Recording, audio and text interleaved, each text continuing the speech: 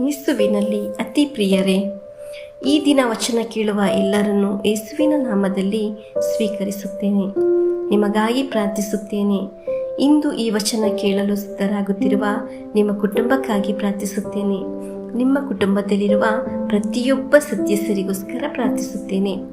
ಆ ಮನೆ ಇರುವ ಜಾಗ, ಆ ಮಣ್ಣು, ಆ ಅಂತರಿಕ್ಷ, ಮನೆಯ ಒಂದೊಂದು ರೂಮ್, ಮನೆಯ ಒಳಗೆ ಬರುವ ದಾರಿ ಎಲ್ಲ ದೇವರ ಅನುಗ್ರಹದಲ್ಲಿ ತುಂಬಲ್ಪಡಲಿ.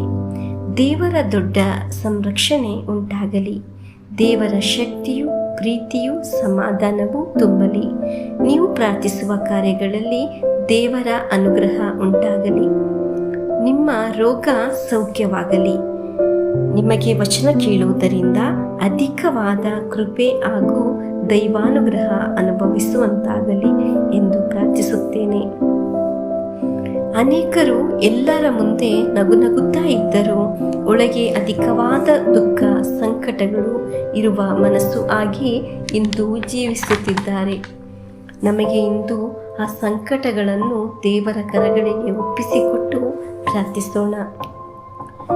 ತುಂಬ ಅನುಗ್ರಹ ಇರುವ ಒಂದು ವಚನವನ್ನು ನಾವು ಆಲಿಸಲು ಹೋಗುತ್ತಿದ್ದೇವೆ. 2 ಅರಸು 3ನೇ ಅಧ್ಯಾಯ 11 ಮತ್ತು 12 ವಾಕ್ಯಗಳು. ಆದರೆ ಯೆಹೋಷಾಫಾಟನು ಸರ್ವೇಶ್ವರನ ಸನ್ನಿಧಿಯಲ್ಲಿ ನಮ್ಮ ಪರವಾಗಿ ವಿಚಾರಿಸಬಲ್ಲ ಪ್ರವಾದಿ ಇಲ್ಲಿ ಯಾರೂ ಇಲ್ಲವೇ ಎಂದು ಕೇಳಿದನು. ಆಗ ಇಸ್ರಾಯೇಲ್ ಅರಸ ಸೇವಕನೊಬ್ಬ ಶಫಟನ ಮಗನು ಎಲಿಯನ ಕೈಗೆ ನೀರು ಕೊಡುತ್ತಿದ್ದನು. ಆದ ಎಲೀಷನ್ ಎಂಬ ಪ್ರವಾದಿ ಇಲ್ಲಿರುತ್ತಾನೆ ಎಂದು ಉತ್ತರ ಕೊಟ್ಟನು.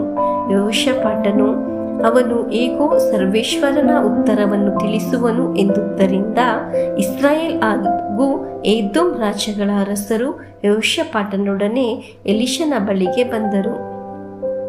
ಪ್ರಿಯರೇ, ರಾಜರು ಸಹ ಹುಡುಕಿದ್ದು ದೇವರ ವಚನ ಇರುವ ಒಬ್ಬ ವ್ಯಕ್ತಿಯನ್ನು. ದೇವರ ವಚನ ಇರುವವರ ಮನಸ್ಸಿನಲ್ಲಿ ದೇವರು ತಮ್ಮ ಇಷ್ಟವನ್ನು ಅರಿತುಕೊಳ್ಳಲು ಸಾಧ್ಯವಾಗುತ್ತದೆ. ಪ್ರಿಯರೇ, ನೀವು ಕೇಳುವ ದೇವರ ವಾಕ್ಯದ ಬೆಲೆ ನಿಮಗೆ ಗೊತ್ತೇ? ಅಂದು ಎಲೀಷನು ಹುಡುಕಿ ರಾಜರು ಬಂದ ಹಾಗೆ ದೇವರ ವಚನ ಇರುವ ನಿಮ್ಮನ್ನು ಹುಡುಕಿ ಅನೇಕ ಅನುಗ್ರಹಗಳು ಬರುತ್ತದೆ. ಮುಚ್ಚಿ ಹೋಗಿದ ಎಲ್ಲ ಬಾಗಿಲುಗಳು ತೆರೆಯಲ್ಪಡುತ್ತದೆ. ಏನು ನಿನಗೆ ಇದಕ್ಕೆ ಇರುವ ಯೋಗ್ಯತೆ? ಪ್ರಿಯರೇ, ನೀವು ಕೇಳುವ ಈ ದೇವರ ವಚನ ನಿಮ್ಮ ಅನೇಕ ಅನುಗ್ರಹಗಳಿಗೆ ಕಾರಣವಾಗುತ್ತದೆ. ಅನೇಕ ಬಂಧನಗಳಿಗೆ, ಬಿಡುಗಡೆಗಳಿಗೆ ಕಾರಣವಾಗುತ್ತದೆ. ಅನೇಕ ಸೌಖ್ಯಗಳು ಉಂಟಾಗುತ್ತದೆ.